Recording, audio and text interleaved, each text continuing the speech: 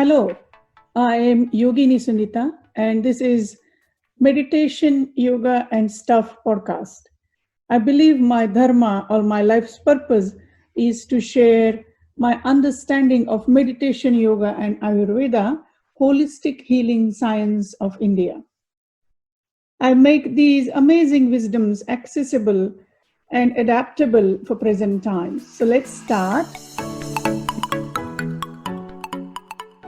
Welcome to the podcast. Today's topic is breath. In wisdom of yoga, the breath has given so much importance. And this importance is because breath is subtle but also very powerful tool we have. Now, yoga philosophy, the sages realize that when our breath and our mood is very much connected, our breath and our mind is very much connected.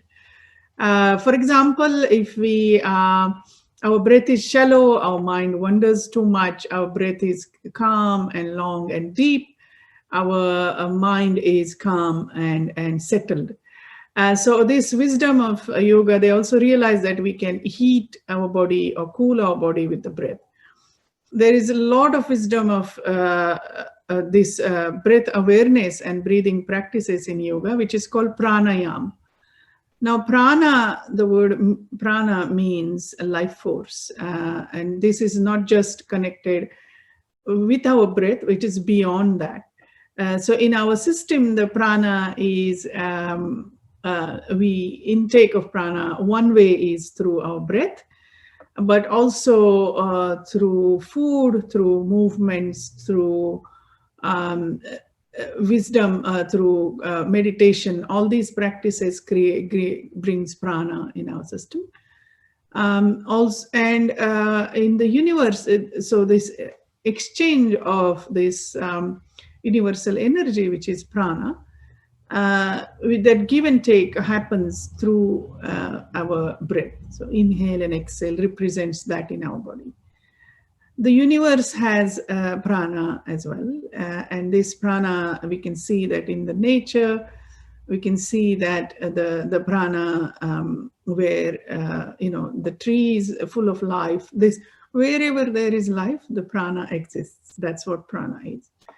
Now, when we work with from childhood, we hardly pay any attention to our breath. We allow the breath to just be, we don't even pay any notice to it. And sages, the ancient wisdom seekers realize that when we focus our attention towards breath, it automatically deepens. And when we deepen our breath, the magic happens. And so science tells us that when the breath is long and deep, the gases exchange happens in our system, where we oxygenate our system, and our brain needs oxygen to function better. Our whole system needs oxygen to function better. So just few moments of paying attention towards the breath can do this. Now, breath is according to yoga wisdom, the breath is very subtle. And so working with breath doesn't mean that we do like a big huffing and puffing breath. That's not how it works. We start noticing the breath and gently slow down the breath. Take in a fuller breath in on inhalation and slow, steady exhale. And in wisdom of yoga, as far as possible, we breathe through nostrils. Most of the pranayams are done through the nostril. Now, why is that? The reason is because filtered air goes in our system through our nostrils. So our nose is designed to breathe in and breathe out. Now, when we do that, the breath, the hair in our nose blocks all most of the airborne particles, and so when we inhale, the filtered air goes in the system. Now, when we inhale, the inhalation stimulates. There are a lot of nerve endings and beginnings in our nostrils, so they stimulate that area as well. Now, on our exhalation, when we slowly, steadily exhale through our nostrils, it also again stimulates the nose and the warm air comes out. So when we inhale, you'll notice that cool air comes in, exhale, warm air comes out. Now, in Yoga of Wisdom, there are practices like full yogic breath, where you use all capacity of our lungs, which is very rare for human being. Our lungs is a big organ, but we hardly use all capacity of our lungs. We mostly use the top part of the lungs. So with the conscious awareness, we can use all parts of our lungs. And in yoga philosophy, it is believed that where mind goes, prana follows. So if we keep our mind in the breathing practice, then our prana will follow this breathing practice. So mind and the prana is very much connected. Now, how much practice and when we should do it? So just few moments in a day is quite sufficient. There should never be any forcing in the breath, never ever, because that forcing is it's not attuned with the principle of ahimsa. Remember, there is no forcing in yoga. Yoga, we allow it to happen. So sometimes if your nostrils are blocked, please don't force the breath.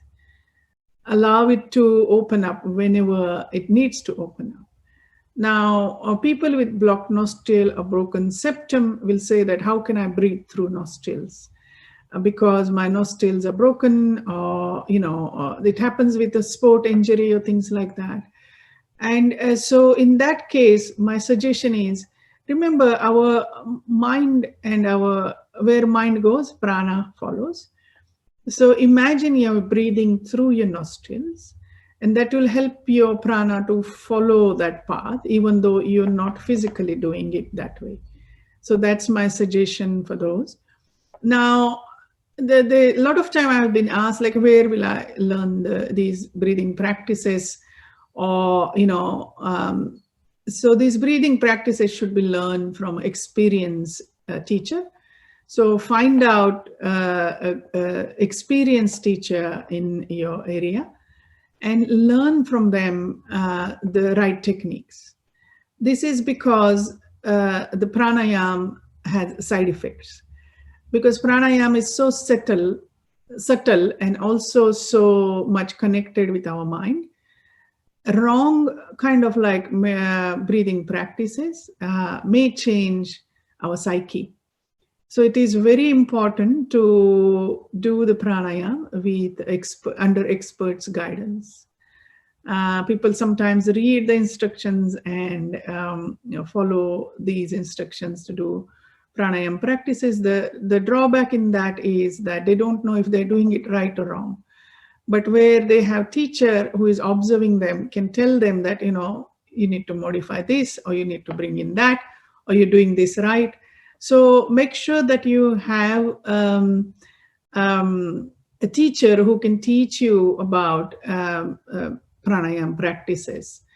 Another thing is, like, the simple way to start, I would suggest, is just observing your breath. Notice your breath coming in and out of the body. Notice what happens in the morning when you wake up. How is your breath? Notice how is your breath when you feel sleepy and when you don't feel sleepy. And you will notice that the breath plays such a big part in all this.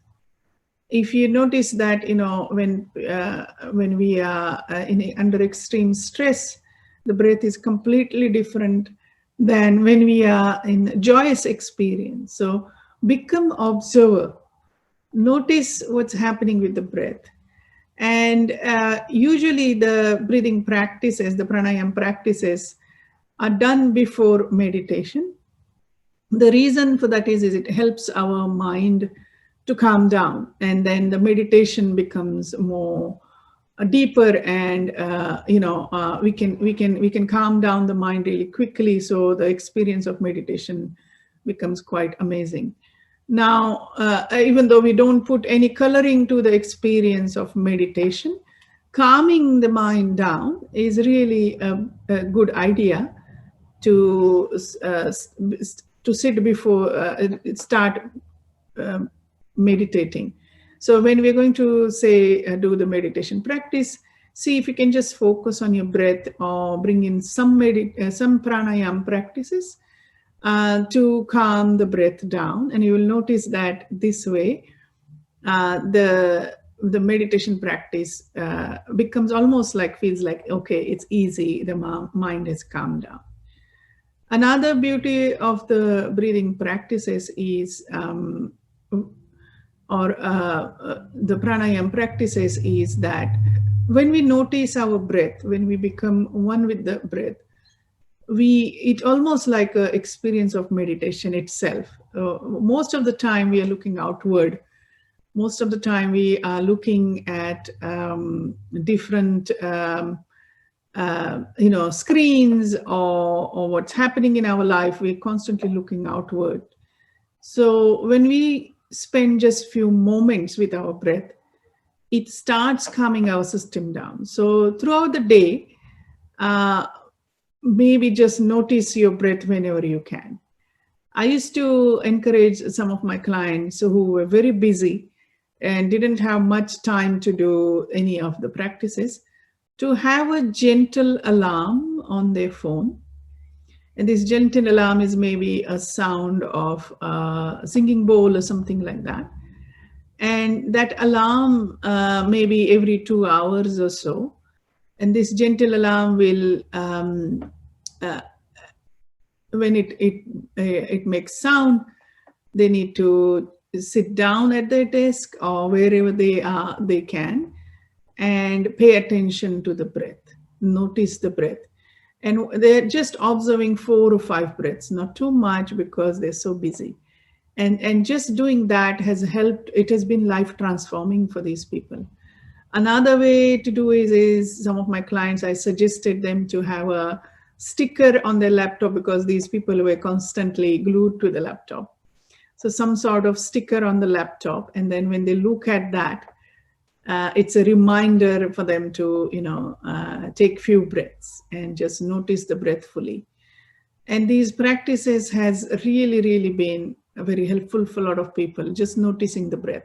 So even if you don't do the full pranayam practices, you can just tune into your breath, and that will create so much positive effect on your system. Your whole system will start oxygenating very well. You'll notice that the energy level change. You'll notice that the mind calms down.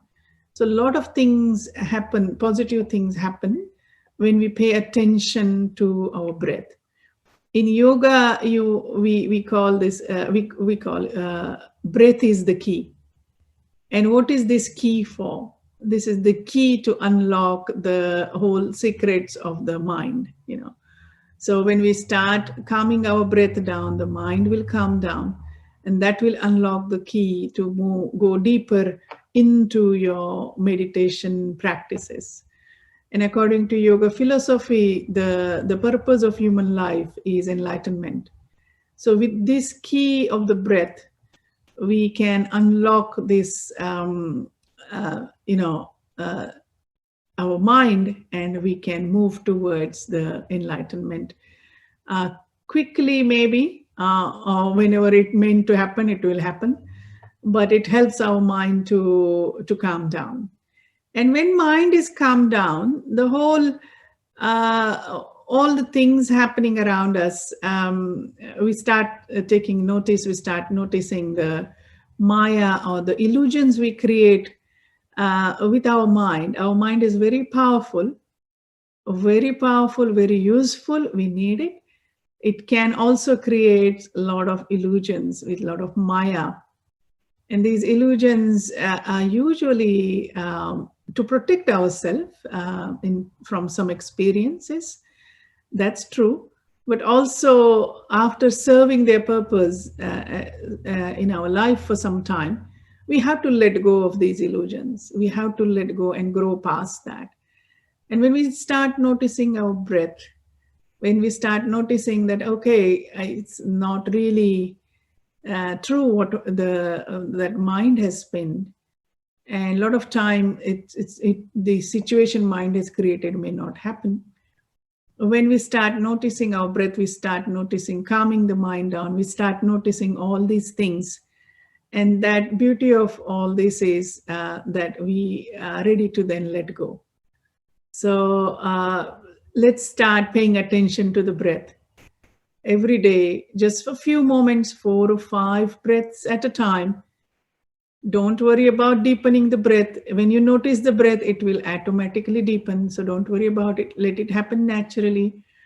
A lot of time when I say that we're going to do breathing practice, people take a big breath in, which is mostly in the top of the lungs. It doesn't go towards the lowest part of the lungs. So what I suggest is slow, steady, long inhalation, slow, steady, long exhalation. If you breathe like this just for a few moments every day, few times a day, you will notice that the whole system starts calming down.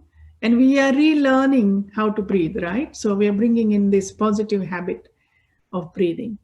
So I hope that this podcast has given you idea of how to bring in the slow, steady, long inhalation and slow, steady, long exhalation as a part of your life. Few moments, few rounds of the breath through the nose, in through the nose, out through the nose.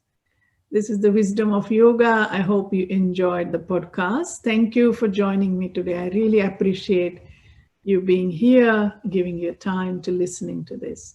If you like this podcast, please share with others. Also, make sure that you hit subscribe.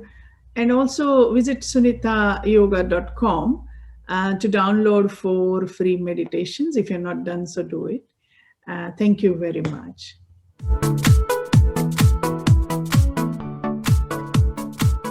Thank you for tuning in.